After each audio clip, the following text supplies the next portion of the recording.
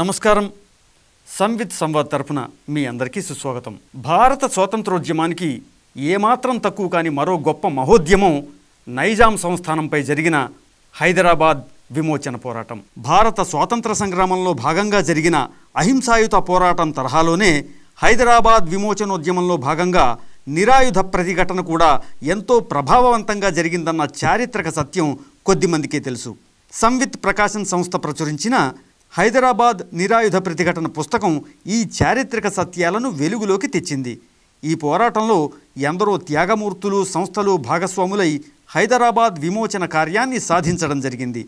ఇటువంటి పలు అంశాలతో ప్రతి ఒక్కరూ చదివి తీరాల్సిన ఈ పుస్తకంలోని మరిన్ని ఆసక్తికర అంశాల గురించి రిటైర్డ్ అసోసియేట్ ప్రొఫెసర్ డాక్టర్ అన్నదానం సుబ్రహ్మణ్యం గారిని అడిగి మరిన్ని విశేషాలు తెలుసుకుందాం. నమస్కారం సుబ్రహ్మణ్యంజీ. సంవిత్ సంవాద్ తరపున మీకు సుస్వాగతం. మన భారతదేశం ఎన్నో సామాజిక, ఆధ్యాత్మిక, రాజకీయ, ప్రజా ఉద్యమాలకు కేంద్రంగా నిలబడింది. ఇందులో భాగంగా మనం చెప్పుకోవాలంటే ప్రధానమైనది మన స్వాతంత్రోద్యమం.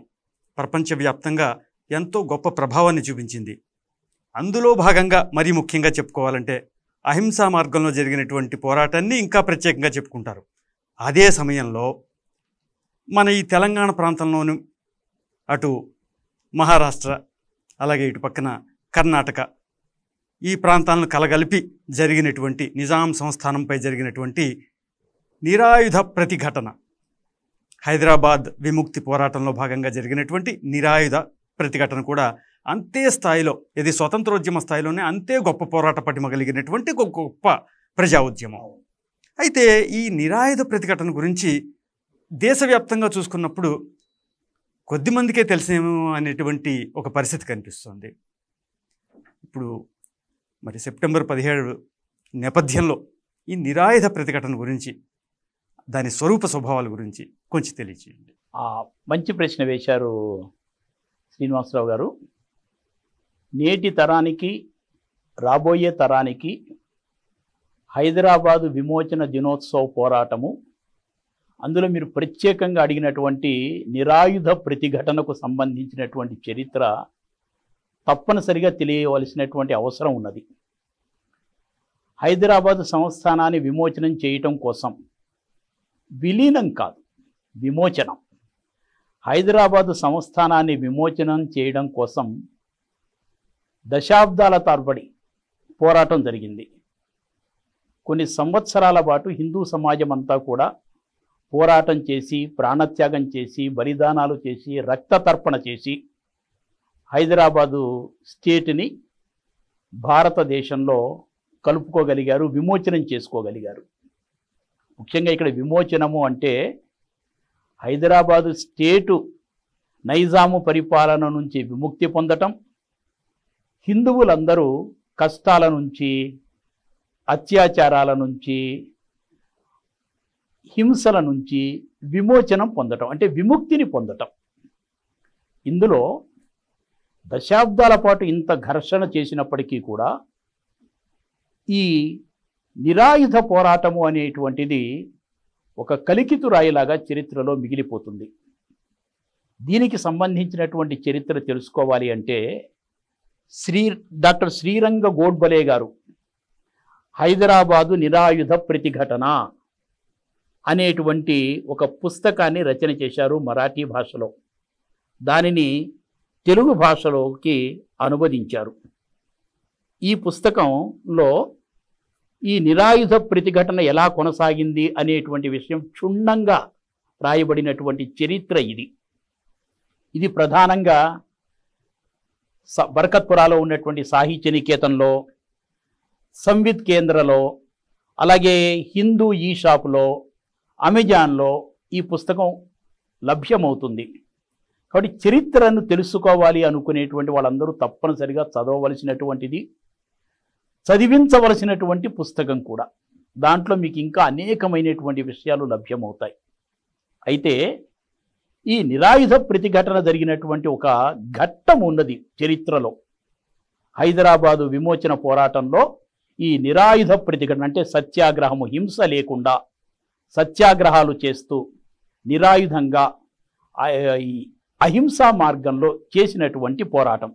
సుమారుగా సెప్టెంబర్ 1938 నుంచి ఆగస్టు 1939 సంవత్సరం వరకు ఈ హైదరాబాద్ నిశ్శస్త్ర ప్రతీక అనేటువంటి పోరాటం, దీన్నే మనం హైదరాబాదు నిరాయుధ ప్రతిఘటన అంటున్నాం. ఈ పోరాటంలో పాల్గొన్నటువంటి కొన్ని ప్రముఖమైనటువంటి సంస్థలు ఉన్నాయి. మొట్టమొదటి చెప్పుకోవలసినటువంటిది ఆర్య సమాజ్, ఆ తర్వాత హిందూ మహాసభ, రాష్ట్రీయ స్వయం సేవక సంఘ్, జాతీయవాద కాంగ్రెస్, స్టేట్ కాంగ్రెస్ అంటారు. ఈ స్టేట్ కాంగ్రెస్ కొంతకాలం పోరాటంలో పాల్గొన్నది సత్యాగ్రహంలో. తర్వాత వాళ్ళు మేము హిందూ జాతీయవాదులం కాదు అనేటువంటి పేరుతో కొంత దూరం అయిపోయింది. అయినప్పటికీ కూడా స్వామి రామానంద వీళ్ళందరూ కూడా పోరాటం చేసినటువంటి ఘట్టం మనకు కనిపిస్తూ ఉంటుంది. అసలు ఎందుకు ఈ విధమైనటువంటి పోరాటం చేయవలసి వచ్చింది, ఎందుకు ఆ పోరాటానికి నడుము కట్టవలసి వచ్చింది, దానికి దారి తీసిన పరిస్థితులు ఏమిటి అనేది కూడా మనం ఆలోచించవలసినటువంటి విషయం. హైదరాబాద్ స్టేట్ పెద్ద సంస్థానం. 1901 జనాభా లెక్కల ప్రకారము 88.6% హిందువులు ఉండేవారు. కేవలము 10.4% మాత్రమే ముస్లింలు ఉండేవారు. పరిపాలకులు ఎవరు? ముస్లిములు. మెజారిటీ పీపుల్ని వాళ్ళు పరిపాలన చేస్తూ మెజారిటీ హిందువులైనటువంటి వాళ్ళని అణచివేత అనేటువంటిది వాళ్ళ ప్రధానమైనటువంటి లక్ష్యంగా పెట్టుకున్నారు. ఆశ్చర్యం ఏమిటంటే 1931 జనాభా లెక్కలు చూసినప్పుడు హిందువుల జనాభా 84% ఉంది, ముస్లింల జనాభా 10.4% పెరిగింది. సంబంధం లేని గణాంకాలు. 10% ఉన్నవాళ్ళు 10.4 అయినారు, 88% ఉన్నటువంటి వాళ్ళు 88.6% ఉన్నటువంటి వాళ్ళు 84%కి పడిపోయినారు. ఏమైపోయింది ఇదంతా కూడా అంటే అణచివేతలు, బలిదానాలు, అత్యాచారాలు, ఈ విధమైనటువంటి ఘోరమైనటువంటి పరిపాలన కొనసాగుతూ ఉండేటువంటిది. నిజాం దగ్గర ఒక 5 ప్రధానమైనటువంటి ఉంది. ఒకటి ఏంటంటే ఒక కార్యనిర్వాహక మండలి అనేటువంటిది ఉండేది. న్యాయ అధికారాలు కూడా ఆయన దగ్గరే ఉండేవి.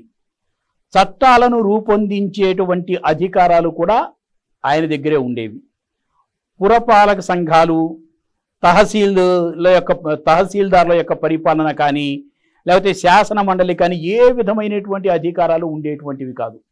సర్వం సహా నిజాము రాజుదే పరిపాలన అధికారం. ఆయన ఏం చెప్తే అదే కొనసాగుతూ ఉండేది. పేరుకి మాత్రమే వ్యవస్థలు. జ్యుడిషియల్ వ్యవస్థలో 7 సభ్యులు ఉండేవాళ్ళు. అందులో 6 ముస్లిములు, ఒక్కడే హిందూ ఉంటూ ఉండేటువంటి వారు. వాళ్ళు ఏది చెప్తే అదే జరుగుతూ ఉండేటువంటిది. ఆ విధమైనటువంటి ఒక భయంకరమైనటువంటి పరిపాలన. అలాంటి పరిపాలనలో 1924 నుంచి 31వ సంవత్సరం వరకు మనం చూసినప్పుడు సంస్థలకు విరాళాలు ఇస్తూ ఉండేటువంటి వాడు నిజాము. ముస్లిములకి సంబంధించినటువంటి సంస్థలు ఏవైతే ఉన్నాయో, ముస్లిముల యొక్క అభివృద్ధికి సంబంధించినటువంటి పనులు చేసేటువంటి సంస్థలు ఏవైతే ఉన్నాయో వాటికి ఏమో అత్యధిక శాతం విరాళాలు ఇస్తూ ఉండేటువంటి వారు. హిందూ సంస్థలకి విరాళాలు ఏమాత్రము ఇచ్చేటువంటి వాళ్ళు కాదు. ఇచ్చినా కూడా ఏదో నామమాత్రంగా ఇచ్చాము అనిపించుకునేటువంటి పద్ధతిలో హిందువుల పట్ల వివక్షత అనేటువంటిది కనిపిస్తూ ఉండేటువంటిది చరిత్రలో. అలాగే మతపరమైనటువంటి విషయాలు చూడటానికి వచ్చినప్పుడు ముస్లిముల యొక్క మతానికి సంబంధించినటువంటి ఉత్సవాలు కానీ ఊరేగింపులు కానీ ఇటువంటివి ఏవి జరిగినప్పటికీ కూడా పూర్తిగా స్వేచ్ఛ, అనుమతి అది ఇదంతా కూడా ఉండేటువంటిది. హిందువులకు సంబంధించినటువంటి ఉత్సవాలు కానీ ఊరేగింపులు కానీ పండుగలు కానీ పబ్బాలు కానీ జరుపుకునేటప్పుడు తీవ్రమైనటువంటి ఆంక్షలు ఉంటూ ఉండేటువంటివి. ఏ ఒక్క చిన్న మతపరమైనటువంటి సాంస్కృతిక పరమైనటువంటి కార్యక్రమం జరుపుకోవాలన్నా హిందువులు 88% ప్రజలు ఉన్నటువంటి హిందువులు నిజాం యొక్క అనుమతితో, పోలీసు వాళ్ళ యొక్క కార్యనిర్వాహక మండలి యొక్క అనుమతితోనే వీటిని జరుపుకోవలసినటువంటి పరిస్థితి ఉండేది. ఇస్తే ఇచ్చేవాళ్ళు, ఇవ్వకపోతే ఇవ్వకపోయేవాళ్ళు. ఇచ్చినటువంటి సమయంలో కూడా ఎన్నో ఆంక్షలు పెడుతూ వాటిని అనుమతి ఇస్తూ ఉండేటువంటి వారు. 1931లో సచివాలయ ఉద్యోగులకు సంబంధించినటువంటి గణాంకాలు తీసినప్పుడు 88.6% ఉన్నటువంటి హిందువులలో కేవలము ఒక 263 మంది మాత్రమే హిందువులు పనిచేస్తూ ఉండేవారు. 10% ఉన్నటువంటి ముస్లిములలో 864 మంది ముస్లిములు ఉద్యోగులుగా ఉండేవారు. ఎంత వివక్ష కొనసాగుతున్నది అనేటువంటిది మనకి స్పష్టంగా ఇక్కడ కనిపిస్తూ ఉన్నది. అలాగా పోలీసు శాఖ దగ్గరకు వచ్చినప్పుడు మనం ఆలోచన చేసినప్పుడు పూర్తిగా ముస్లిములే పోలీసు శాఖలో ఉండేటువంటి వారు. ఒక్కరు కూడా హిందువులు పోలీసు శాఖలో ఉద్యోగులుగా ఉండేటువంటి స్థితి ఉండేటువంటిది కాదు. పత్రికా రంగం చూసుకున్నప్పుడు అన్నీ కూడా నిజాము రాజును ప్రశంసించేటువంటి, పొగిడేటువంటి, నిజాము రాజుకి గౌరవాన్ని కలిగించేటువంటి రీతిలో వార్తలు రాసినటువంటి, వ్యాసాలు రాసినటువంటి పత్రికలకే మనుగడ ఉండేటువంటిది. నిజామును వ్యతిరేకించేటువంటి పత్రికలకు సరి అయినటువంటి స్థానం కూడా లభించేటువంటిది కాదు. అంత ఘోరమైనటువంటి పరిపాలన. రైతులు చాలా నిరాశ పడుతూ ఉండేటువంటి వారు. పంట పండినా పండకపోయినా వాళ్ళు భూమి శిస్తు తప్పనిసరిగా కట్టవలసినటువంటి పరిస్థితి ఉండేటువంటిది. ఈ విధంగా మనం ఆలోచన చేస్తూ పోతే వాళ్ళు అప్పు చేసి రైతులు పంటలు పండించుకుంటుంటే భూమి అంతా కూడా అప్పిచ్చినటువంటి వాళ్ళ అధీనంలోనే ఉంటూ ఉండేటువంటిది.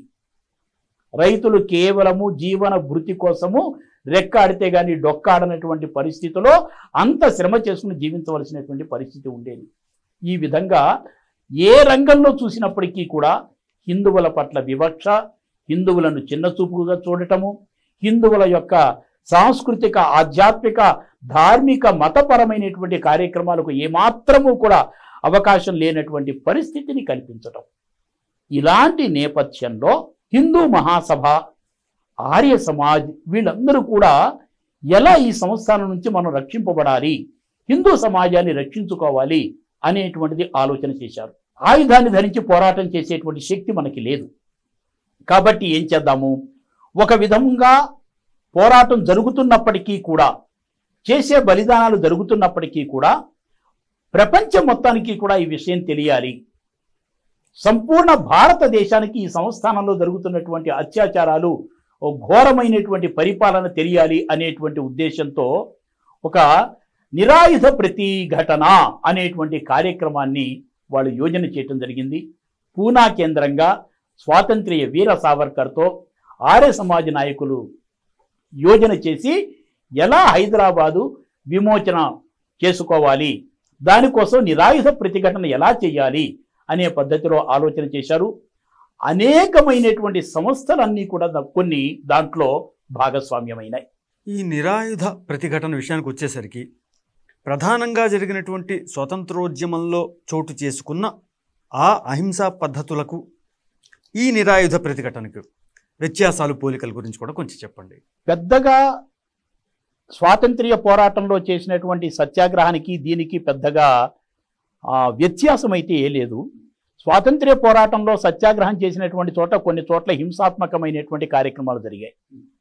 అయితే హైదరాబాదు విమోచనం కోసం నిరాయుధ ప్రతిఘటనలో చేసినటువంటి సత్యాగ్రహాల్లో హింస చోటు చేసుకున్నటువంటి దాఖలాలు లేవు. కానీ నిరాయుధ ప్రతిఘటనలో పాల్గొన్నటువంటి, సత్యాగ్రహాల్లో పాల్గొన్నటువంటి హిందువుల మీదనే నిజాము యొక్క పోలీసుల యొక్క దమనకాండ జరిగింది. లాఠీ చార్జీలు చేశారు, అరెస్టులు చేశారు, నెలల తరబడి జైళ్లలో బంధించారు. ఆ విధమైనటువంటి దమనకాండ నిజాము యొక్క పోలీసుల ద్వారా ఈ హింస, ఈ నిరాయుధ ప్రతిఘటన కార్యక్రమాల్లో చోటు చేసుకున్నాయి. అయితే ముఖ్యంగా ఇక్కడ మనం తెలుసుకోవాల్సింది, ప్రజలకు తెలియవలసినటువంటి ఒక విషయం ఏంటంటే, ఈ నిరాయుధ ప్రతిఘటన కార్యక్రమాలలో పాల్గొన్నటువంటి ప్రధానమైనటువంటి సంస్థలలో ఆర్య సమాజ్ అనేటువంటిది ఒకటి ఉన్నది, హిందూ సివిల్ లిబర్టీ యూనియన్ అనేటువంటి సంస్థ ఒకటి పాల్గొంది, దక్షిణ హైదరాబాదు రాజకీయ పరిషత్ అనేటువంటి సంస్థ ఒకటి ఉన్నది, హైదరాబాదు సంస్థాన రాజకీయ పరిషత్ సమావేశాలు అనేటువంటివి పెట్టుకుని వీళ్ళు నిజాము వ్యతిరేకంగా తీర్మానాలు చేయటము, మార్పు గురించి ఆ సమావేశాల్లో ప్రజలకు దిశానిర్దేశం చేయటము, సత్యాగ్రహాలు చేయాలి అనేటువంటిది కూడా అప్పుడు వాళ్ళు ప్రధానంగా నిర్ణయం తీసుకోవటం అనేటువంటిది కూడా ఈ సంస్థలన్నీ కూడా చేశాయి. హిందూ అనుకూలమైనటువంటి సంస్థలు ఏవైతే ఉన్నాయో వాటిని కూడా ఇందులో భాగస్వామ్యం చేయాలి అని చెప్పి వాళ్ళు ఆలోచన చేశారు. ఆ సందర్భంగానే అప్పటికే రాష్ట్రీయ స్వయం సేవక సంఘాన్ని స్థాపించినటువంటి డాక్టర్ హెడ్గే వారిని కూడా వాళ్ళు సంప్రదించడం జరిగింది. లాతూర్లో హైదరాబాదు సంస్థాన మహారాష్ట్ర పరిషత్ అనేటువంటి ఒకదాన్ని ప్రారంభం చేశారు. వెంటనే నిజాం యొక్క దమనకాండకి అది గురి అయింది. ఆ సంస్థ రద్దు చేయబడింది. పత్రికల మీద నిర్బంధం పెట్టారు. ఎందుకంటే ఆ రోజు నైజాం సంస్థానంలో మహారాష్ట్రలో ఒక 5 ప్రధానమైనటువంటి జిల్లాలు, కర్ణాటకలో 3 ప్రధానమైన జిల్లాలు, తెలంగాణలో ఒక 9 ప్రధానమైన జిల్లాలు, ఇవన్నీ కలిసి నైజాం స్టేట్, హైదరాబాద్ స్టేట్ అంటూ ఉండేవారు. నిజాం యొక్క పరిపాలనలో ఉంటూ ఉండేటువంటివి. అయితే ఆశ్చర్యం ఏమిటంటే సెప్టెంబర్ 17 హైదరాబాద్ విమోచన దినోత్సవాన్ని మహారాష్ట్ర ప్రాంతంలో వాళ్ళు జరుపుకున్నంత అధికారికంగా, కర్ణాటక ప్రాంతంలో వాళ్ళు జరుపుకున్నటువంటి అధికారికంగా తెలంగాణలో జరుపుకోలేనటువంటి ఒక పరిస్థితి ఉన్నది. అతిపెద్ద బాధిత పీడిత ప్రాంతమైనటువంటి తెలంగాణలో దీన్ని అధికారికంగా జరుపుకోకపోవడం చాలా ఆశ్చర్యంగా ఉంది. అది ప్రభుత్వం చేసేటువంటి ఒక సంతుష్టీకరణ విధానం కారణంగానే ఇక్కడ జరుపుకోలేకపోతున్నాం. అయితే ప్రజలందరూ కూడా దీన్ని ఆనందంగా హైదరాబాద్ విమోచన దినోత్సవం అనేటువంటి ఒక స్ఫూర్తితో, ఒక ప్రేరణతో, భావి తరాలకు ఒక స్ఫూర్తిగా జరిగినటువంటి ఉద్యమము అనేటువంటి రీతిలో ప్రజలందరూ కూడా జరుపుకుంటూ ఉన్నారు. దానికి మనం అభినందించవలసినటువంటిది. ముఖ్యంగా ఆర్య సమాజ్ తరపున శ్రీ కేశవరావు కోరుట్కర్ గారు విశేషమైనటువంటి పోరాటాన్ని చేసినట్టుగా మనకి పుస్తకంలో ప్రధానంగా ప్రస్తావించారండి. వారి గురించి మీ మాటల్లో కొంచెం తెలియజేయండి. హైదరాబాదు విమోచన పోరాటంలో ముఖ్యంగా ఈ నిరాయుధ ప్రతిఘటన పోరాట సందర్భంగా స్మరించుకోదగినటువంటి ఒక మహాజాతీయ నాయకుడు, హైదరాబాదు విమోచనం కోసం పోరాడినటువంటి వ్యక్తి కేశవరావు కోరట్కర్ గారు. మీరు మంచి ప్రశ్న వేశారు. ఆయన మహారాష్ట్రలో పర్భణి జిల్లాలో ఉన్నటువంటి ఒక గ్రామంలో జన్మించినటువంటి వ్యక్తి. కష్టపడి పైకి వచ్చారు. లా చదువుకున్నారు, జ్యుడిషియరీలో ఎగ్జామినేషన్స్ పాస్ అయినారు. మంచి న్యాయశాస్త్రంలో ప్రావీణ్యతను సంపాదించినటువంటి ఒక వ్యక్తి. లాతూర్లో కొంత ప్రాక్టీస్ చేశారు, బాగా డబ్బు సంపాదించేవారు. అయినప్పటికీ కూడా డబ్బు మీద మోహము అనేటువంటిది ఉండేది కాదు. హైదరాబాదు ప్రజల యొక్క కష్టాలన్నింటినీ కూడా విముక్తి చేయాలి అనేటువంటి ఒకనొక ఆలోచనతో దేశభక్తి పరంగా, సమాజ హితంగా ఆలోచించినటువంటి వ్యక్తి. ఎందుకు వారికి ఆ స్ఫూర్తి వచ్చింది అంటే ఆయన లోకమాన్య బాలగంగాధర తిలక్కి చాలా సన్నిహితుడు. ఒక విధంగా చెప్పాలి అంటే లోకమాన్య బాలగంగాధర తిలక్ యొక్క అనుయాయి. ఎంతటి దేశభక్తుడంటే చాపేకర్ సోదరులు చాలా దేశభక్తులు, మంచి విప్లవకారులు. ఆ రోజున ఆంగ్ల దొరను వాళ్ళు చంపేసినప్పుడు వాళ్ళ కోసము ఆంగ్లేయులు వెతుకులాట ప్రారంభం చేస్తే ఆరోగ్యం బాగున్నటువంటి ఆ చాపేకర్ సోదరులకి ఆశ్రయాన్ని కల్పించాడు. ఎంత రిస్క్ తీసుకున్నారో చూడండి. ఆంగ్ల ప్రభుత్వము నైజాంకి ఇద్దరు కూడా సన్నిహితులు వాళ్ళు. కాబట్టి ఆ నైజాము ఆంగ్లేయులతో చేసుకున్నటువంటి ఒప్పందం కారణంగానే ఆంగ్లేయులు నైజాం యొక్క మీదికి మొత్తం నైజాం యొక్క పరిపాలనే కొనసాగుతూ ఉండేది. అలాంటి సమయంలో కేశవరావు కోరట్కర్ గారు చాపేకర్ సోదరులకు ఆశ్రయాన్ని కల్పించినటువంటి వ్యక్తి. అంతేకాదు ఆ రోజున నిజాం యొక్క పరిపాలనలో అంతా విద్యాపరంగా అన్ని విద్యాలయాలలో ఉర్దూ మీడియమే ఉంటూ ఉండేటువంటిది. 88% హిందువులు ఉన్నటువంటి రాజ్యంలో ఎక్కడా కూడా తెలుగు మీడియమో, మరాఠీ మీడియమో, కన్నడ మీడియం ఏం ఉండేటువంటివి కాదు. అలా విద్యాపరంగా కూడా ఆ విధమైనటువంటిది 1918వ సంవత్సరంలో ఉస్మానియా యూనివర్సిటీ ప్రారంభమైంది. అక్కడ కూడా ఉర్దూ మీడియమే, శాఖలన్నీ కూడా ఉర్దూ మీడియంలోనే నడుస్తూ ఉండేటువంటివి. ఇలాంటి సందర్భంలో హైదరాబాదు చేరుకున్నటువంటి కేశవరావు కోరట్కర్ గారు ఇక్కడ భారతీయ భాషలను రక్షించాలి అనేటువంటి ఉద్దేశంతో వివేకవర్ధని పాఠశాలను ప్రారంభం చేశారు 1907వ సంవత్సరంలో. వివేకవర్ధని పాఠశాలను ప్రారంభించి తెలుగు మాధ్యమంగా, తెలుగు మీడియం, మరాఠీ మీడియం, హిందీ మీడియంలలో విద్యాబోధన అనేటువంటి జరిగేటువంటి విధంగా వారు చాలా కృషి చేశారు. వామన్ రావు నాయక్ అనేటువంటి ఒక మిత్రుడి యొక్క సహకారంతో ఈ వివేకవర్ధని పాఠశాల అనేటువంటిది ప్రారంభమైంది. ఈ రోజున వివేకవర్ధని ఎడ్యుకేషనల్ సొసైటీ మనకు కనిపిస్తున్నది.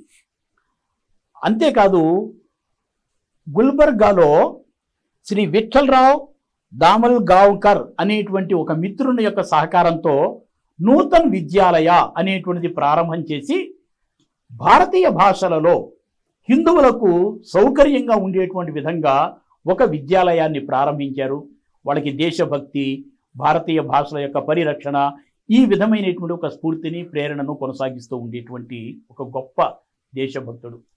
ఆయన జుడిషియరీ వీటినన్నింటినీ కూడా చూసిన తర్వాత న్యాయపరమైనటువంటి దీంట్లో ఒక హిందువు సభ్యుడుగా తప్పనిసరిగా ఉండాలి కాబట్టి నైజాము వీరి యొక్క న్యాయ ప్రావీణ్యతను అంతటిని కూడా గుర్తించడమే కాదు, ఆంగ్ల భాషలో మిగిలినటువంటి వాటిలో తీర్పులన్నింటినీ కూడా ఉర్దూ భాషలోకి తర్జుమా చేయగలిగేటువంటి, ఉర్దూ భాషలో తెలియజెప్పగలిగేటువంటి ప్రావీణ్యత కూడా కేశవరావు కోరట్కర్ గారికి ఉండేది.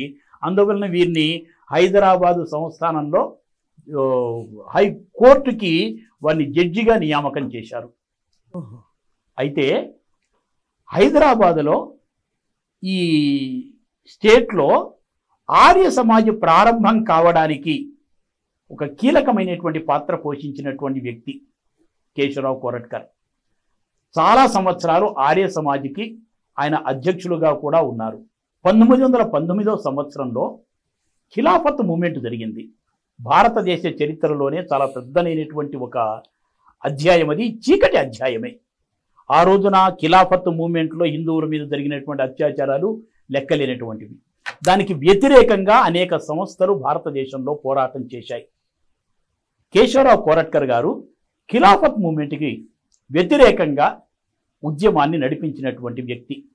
1919వ సంవత్సరంలో ఖిలాఫత్ మూమెంట్కి వ్యతిరేకంగా ఒక ర్యాలీ నిర్వహించవలసి వచ్చింది. ఆ ర్యాలీకి కేశవరావు కోరట్కర్ గారే నాయకత్వం వహించవాలి. సరిగ్గా అదే సమయంలో ఆ ర్యాలీ జరిగేటువంటి సమయానికి కుమార్తె యొక్క వివాహ నిర్ణయం అయింది. కుమార్తె యొక్క వివాహ నిర్ణయమైన కుమార్తె వివాహ కార్యక్రమంలో పాల్గొనకుండా ఖిలాఫత్ మూమెంట్కి వ్యతిరేకంగా జరిగేటువంటి ర్యాలీ కార్యక్రమంలో పాల్గొన్నటువంటి ఒక గొప్ప దేశభక్తుడు కేశవరావు కోరట్కర్. గొప్ప నిబద్ధత ఉంది.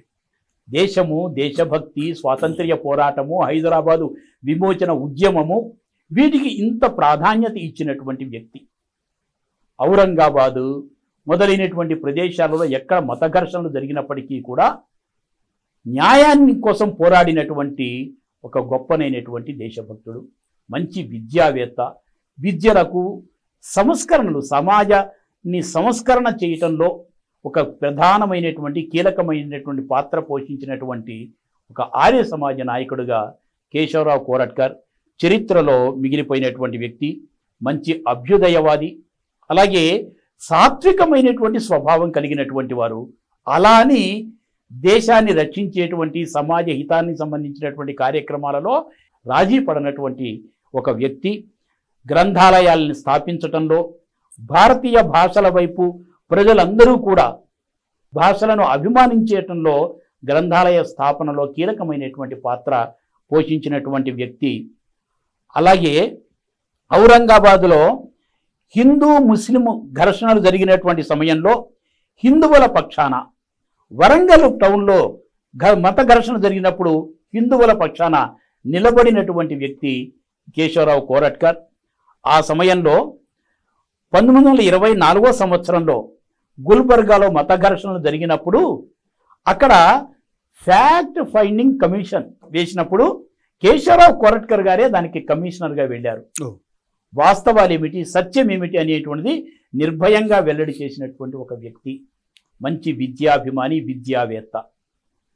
వారి స్మారకార్థం, వారి సంస్మరణార్థం వారి కుమారుడు వినాయకరావు విద్యాలంకార్ తండ్రి గారి యొక్క సంస్కరణను, తండ్రి గారికి విద్య పట్ల ఉన్నటువంటి అభిమానాన్ని సమాజంలోకి తీసుకువెళ్ళాలి అనేటువంటి ఉద్దేశంతోనే 1940వ సంవత్సరంలో నారాయణగూడలో Keshav memorial educational society, Vinayakarao Vidyalankar గారు తన తండ్రి స్మారకార్థము కేశవ మెమోరియల్ ఎడ్యుకేషనల్ సొసైటీ అనేటువంటిది స్థాపించారు. ఈ రోజున 11 విద్యా సంస్థలతో అది విరాజిల్లుతున్నది. ఆ విధంగా కేశవరావు గారి యొక్క పాత్ర చాలా అమోఘమైనటువంటిది, స్ఫూర్తిప్రదమైనటువంటిది. ఆ రోజున ఆర్య సమాజ నాయకుల్ని నడిపించడంలో కూడా ఆయన చాలా ప్రముఖమైనటువంటి పాత్రను పోషించారని చెప్పవచ్చు. ఈ తండ్రి కొడుకులు ఇద్దరు కూడా చాలా విశిష్టమైనటువంటి వ్యక్తిత్వంతో ఎంతమందికో ప్రేరణగా నిలిచారండి. అవునండి. సరే, అదే సమయంలో మన వీర సావర్కర్ గారి హిందూ మహాసభ కూడా గొప్పదైనటువంటి కాంట్రిబ్యూషన్ చేసింది ఈ పోరాట క్రమంలో. దాని గురించి కూడా తెలియదు. ఆర్య సమాజ నాయకులు, హిందూ మహాసభ నాయకులు కలిసినప్పుడు పూణే కేంద్రంగా కొన్ని సమావేశాలు నిర్వహణ చేశారు. ఆ సమావేశంలో అనేకమైనటువంటి తీర్మానాలు చేశారు. ఆర్య సమాజ నాయకులు ప్రత్యక్షంగా హైదరాబాదు స్టేట్లో జరుగుతున్నటువంటి అత్యాచారాల గురించి, దుర్మార్గపు పరిపాలన గురించి సావర్కర్ గారితో చర్చ చేశారు. సావర్కర్ గారు ప్రత్యక్షంగా కొన్ని చూశారు. అనేక విషయాలు తెలుసుకున్న తర్వాత సంపూర్ణమైనటువంటి తమ మద్దతుని తెలియచేశారు. కాబట్టే ఈ నిరాయుధ ప్రతిఘటన జరిగినటువంటి సమయంలో హిందూ మహాసభకు సంబంధించినటువంటి అనేక మంది నాయకులు సత్యాగ్రహ ఉద్యమంలో పాల్గొన్నారు. మహారాష్ట్ర ప్రాంతం నుంచి, అనేక ప్రదేశాల నుంచి జట్లుగా ప్రజలు వచ్చి ఒకవైపు ఔరంగాబాదులో, ఒకవైపు గుల్బర్గాలో, మరొక వైపు హైదరాబాదులో, ఇట్లా అనేక చోట్ల ఈ సత్యాగ్రహ ఉద్యమాలు చేశారు. అలా హిందూ మహాసభ సంపూర్ణమైనటువంటి సహాయ సహకారాన్ని అందించింది. ఒకవైపు ఆర్య సమాజ్ కార్యకర్తలతో అనేకమైనటువంటి బృందాలను తయారు చేసుకుంటూ సత్యాగ్రహానికి సమాయత్తమైతే, హిందూ మహాసభ తన కార్యకర్తలందరినీ కూడా ఈ పోరాటం కోసమని చెప్పి షోలాపూర్, ఔరంగాబాద్, పూణే, ఇక్కడ ఇన్ని ప్రదేశాలలో కూడా, గుల్బర్గా, హైదరాబాదు, వీటన్ని ప్రదేశాల్లో కూడా బృందాలను పంపించి సత్యాగ్రహాలు చేయించారు. అదే సమయంలో రాష్ట్రీయ స్వయం సేవక సంఘ నిర్మాత డాక్టర్ హెడ్గేవార్ని కూడా వాళ్ళు సంప్రదించడం జరిగింది. సంఘ స్థాపకులు డాక్టర్ హెడ్గేవార్ సంపూర్ణమైనటువంటి సహాయ సహకారాలను కూడా అందించినటువంటి చారిత్రక ఉదాహరణలు మనకి కొనుగోలుగా కనిపిస్తున్నాయి. దురదృష్టవశాత్తు ఏంటంటేనండి, మనకి రాష్ట్రీయ స్వయం సేవక్ సంఘ్ అటు స్వతంత్ర పోరాటంలో కావచ్చు, ఇటు గోవా విముక్తి పోరాటంలో కావచ్చు విశేషమైనటువంటి త్యాగాన్ని కనబరిచి ఎంతో గొప్ప ఫలితాన్ని అందించినప్పటికీ కూడా ఈ చాలా వరకు దుష్ప్రచారం అనేది ఒకటి కనిపిస్తుంది. చివరికి మనకు ఇప్పుడు చూసారంటే ఈ హైదరాబాద్ విముక్తి పోరాటంలో కూడా కనిపిస్తుంది. సో సంఘ కార్య శతాబ్ది నేపథ్యంలో రాష్ట్రీయ స్వయం సేవక సంఘ్ తాలూకా ఈ పోరాట క్రమంలో వారి పాత్రను కూడా దయచేసి కొంచెం విపులంగా తెలియజేయండి. హైదరాబాదు విమోచన ఉద్యమంలో, దాదరా నాగర్ హవేలీ విమోచన ఉద్యమంలో, ఇందాక మీరు అన్నటువంటి గోవా విమోచన ఉద్యమంలో, పాండిచ్చేరి విమోచన ఉద్యమంలో రాష్ట్రీయ స్వయం సేవక సంఘ స్వయం సేవకుల యొక్క పాత్ర చాలా అమోఘమైనటువంటిది, అద్భుతమైనటువంటిది. అయితే దురదృష్టం ఏంటంటే చరిత్రలోకి ఎక్కలేదు. చరిత్రలోకి ఎక్కాలని సంఘం కూడా కోరుకోలేదు. అది కూడా ఒక కారణం కావచ్చు.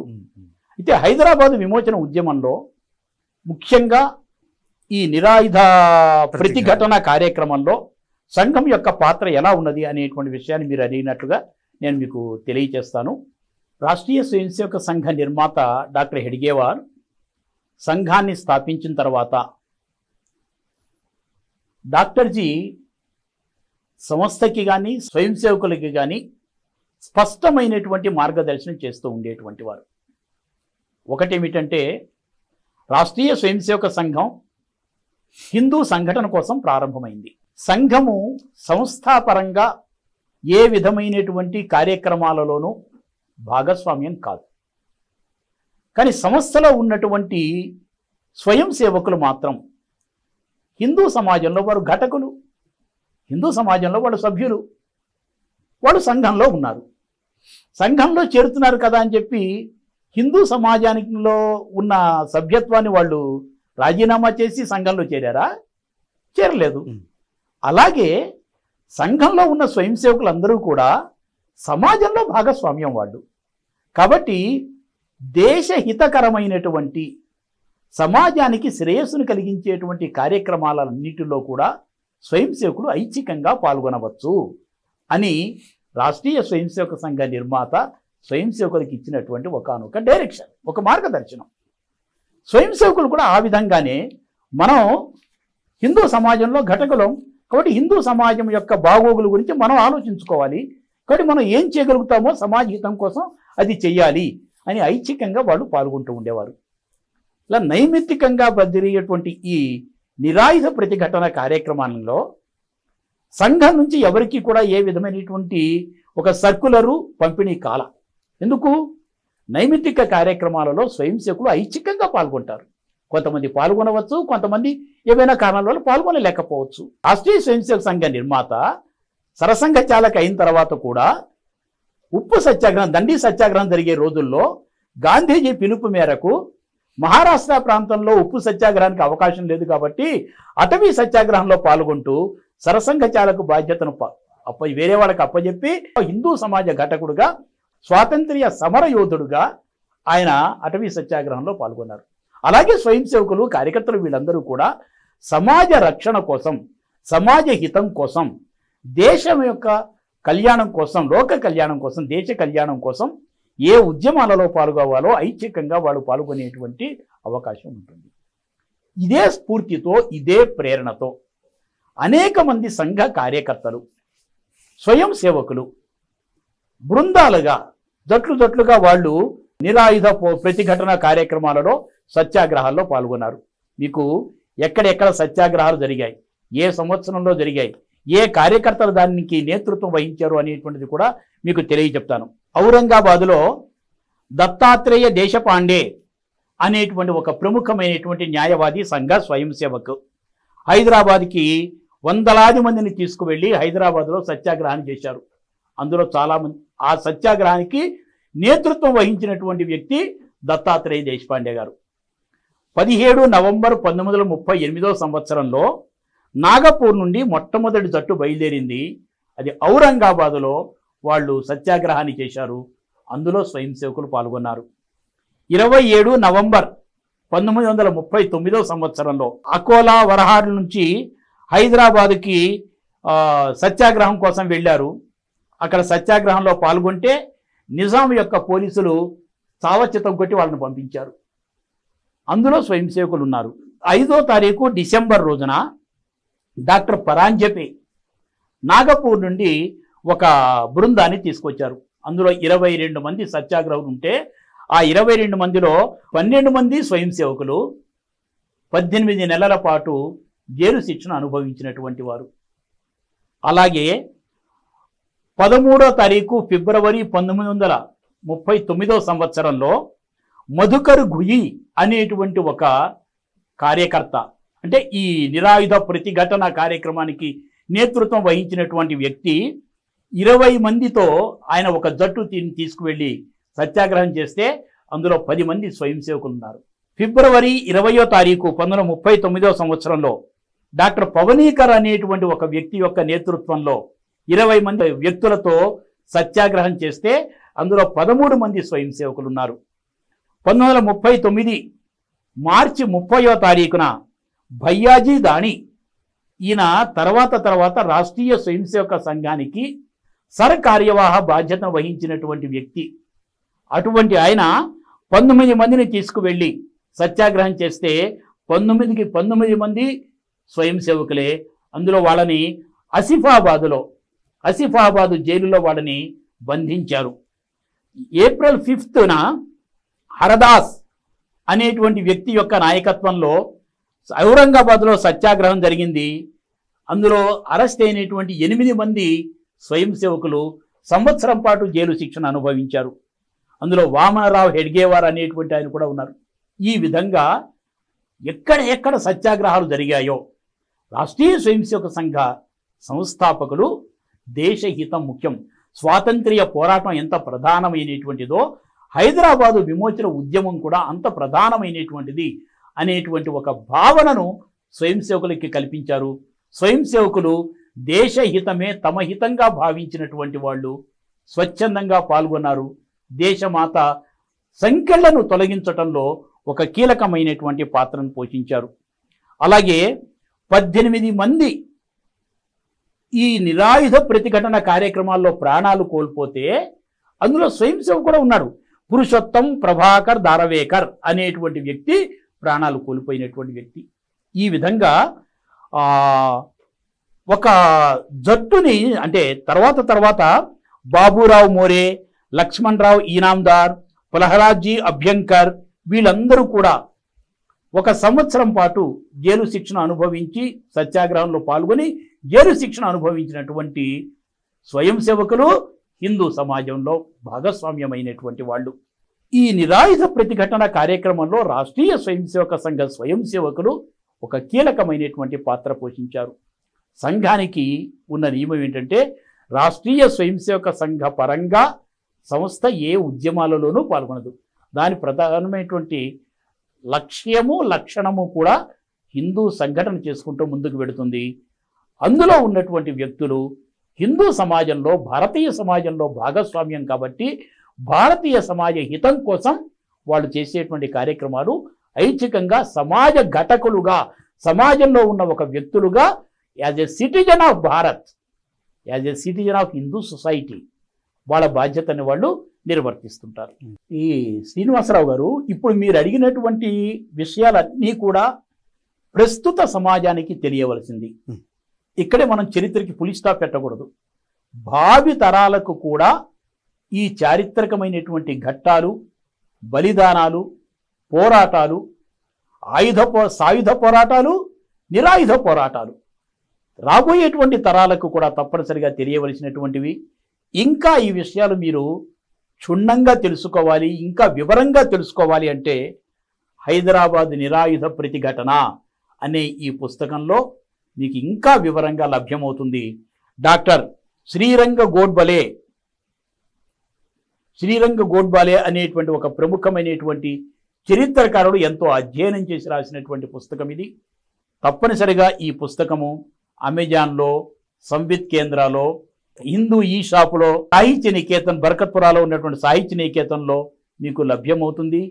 నా సలహా, నా యొక్క సూచన ఏమిటంటే చరిత్ర గురించి తెలుసుకోండి, స్ఫూర్తిని పొందండి, సత్యాసత్యాలు తప్పనిసరిగా తెలుసుకోవాలి, చరిత్రను అధ్యయనం చేసుకోవాలి, స్ఫూర్తిని ప్రేరణను పొందాలి. భారతదేశ పరిరక్షణలో ఒక పౌరుడుగా ఒక చరిత్రను సృష్టించవలసినటువంటి బాధ్యత మనందరికీ ఉంటుంది.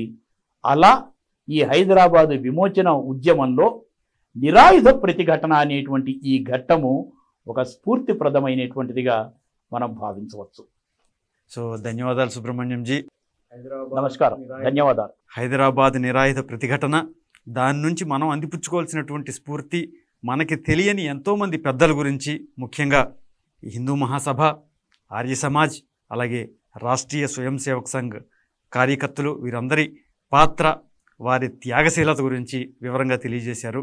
మరో సందర్భంలో మళ్ళీ కలుసుకుందాం. ధన్యవాదాలు.